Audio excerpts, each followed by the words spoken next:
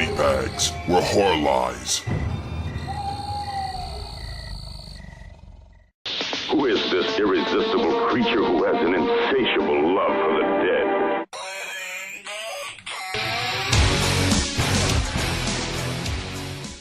Hey guys, welcome to week 24 of Body Bags. Happy Thursday everybody, this is your fright chick speaking.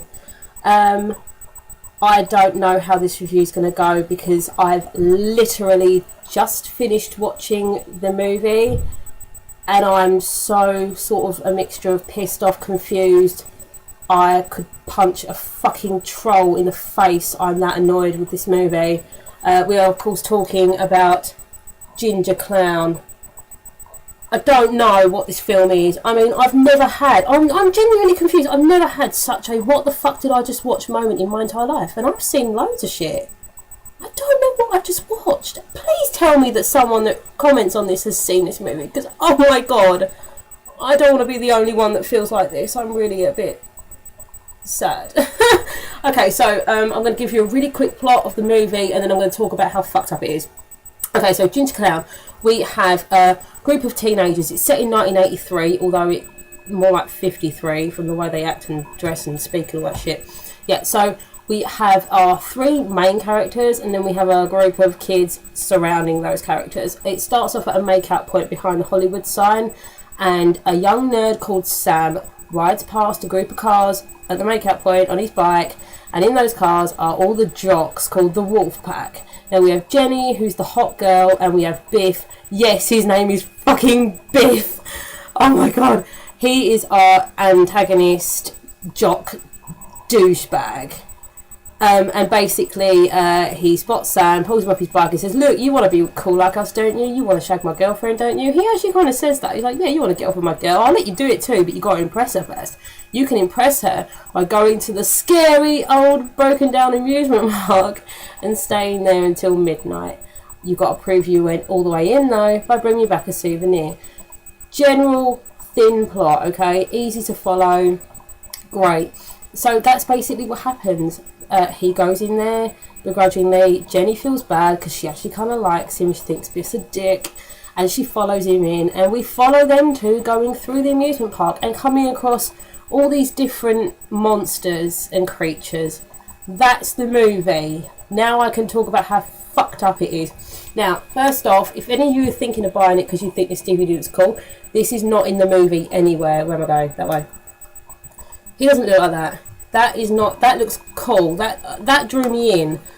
Don't, okay? I mean, I think Jim Henson did the fucking animatronics and puppetry for this because it just looks like something out of Fraggle Rock or the Muppets. I mean, come on, really? And GINGERCLOWN looks like a freaking Skeksis from Dark Crystal. Just shit. It is a comedy horror. Emphasis on the comedy.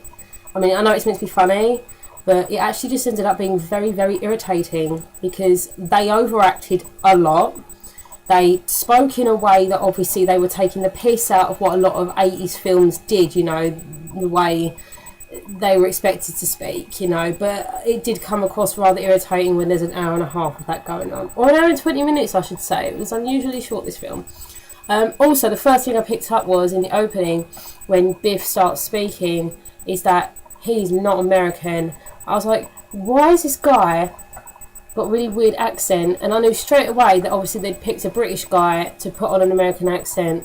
Now, for the life of me, I can't understand why they would do that, because I'm sure there are plenty of young American guys that wanted to be in the movie. And if not, they could have at least picked someone that could do a fucking American accent. It's very distracting when the person who's meant to be American keeps forgetting they're meant to be American every other word. Like, he'd be American for like a sentence and then the rest of it just wasn't. It was really like, it really annoyed me for some reason. I was like, dude, they fucking paid you for that? Like, really? Like, the fact that they kept him on as well must have been a huge compliment to him, knowing how shit his accent was. And I looked it up as well, but he's actually from Wolverhampton, I think, so yeah, I was right. Okay, so we have Lance Henriksen, Brad Dourif, Tim Curry, obviously, Michael Winslow, yes, Michael Winslow from Police Academy, people, and Sean Young in this, or Sean, seeing as he's a lady, but it's spelled Sean. Some great names in this, you know, pretty weighty characters. they only lent their voices, obviously, as they were all voicing hellish creatures. One of them was a fucking tea kettle. I don't know, okay? So yeah, they all lent their voices, and I honestly think they should all get their money back.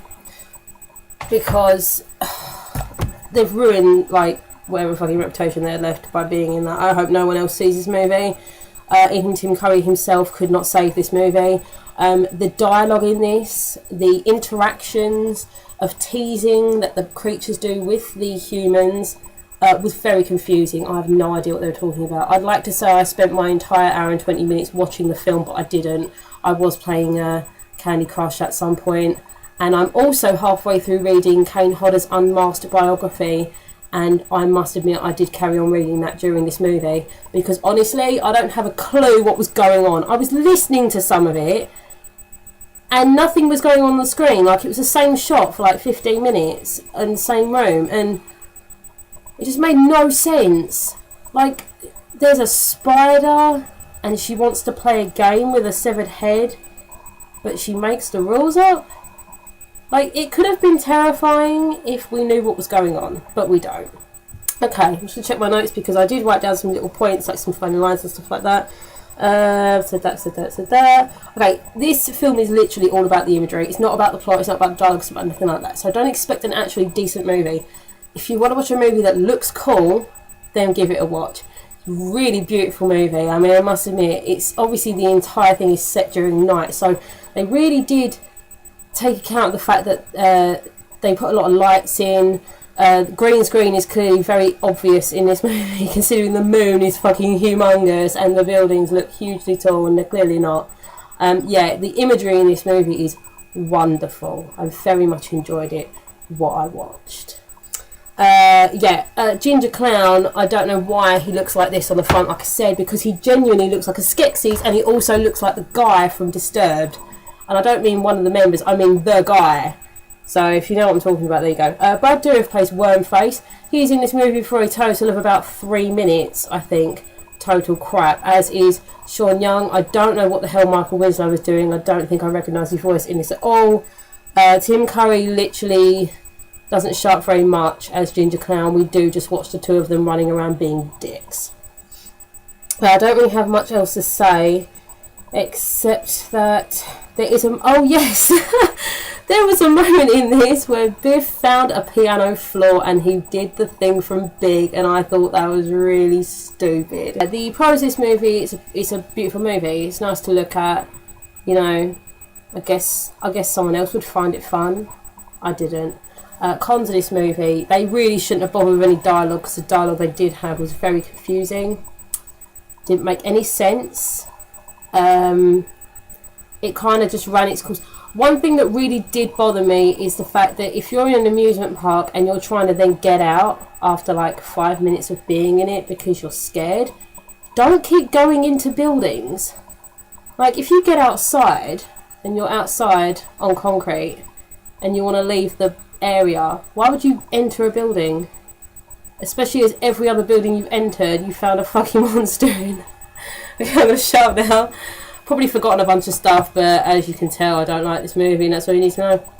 It came out in 2013, so it was only last year, or it could have been in 2012, I don't know.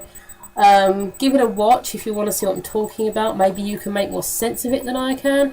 Next week, I do believe, is theme week again. We are doing a trauma week, which I suggested, and thank you so much, guys, for going with it, because I'm so excited. Class and Nukem High. Yeah, so I'll see you next week for week 25, theme week. Bye.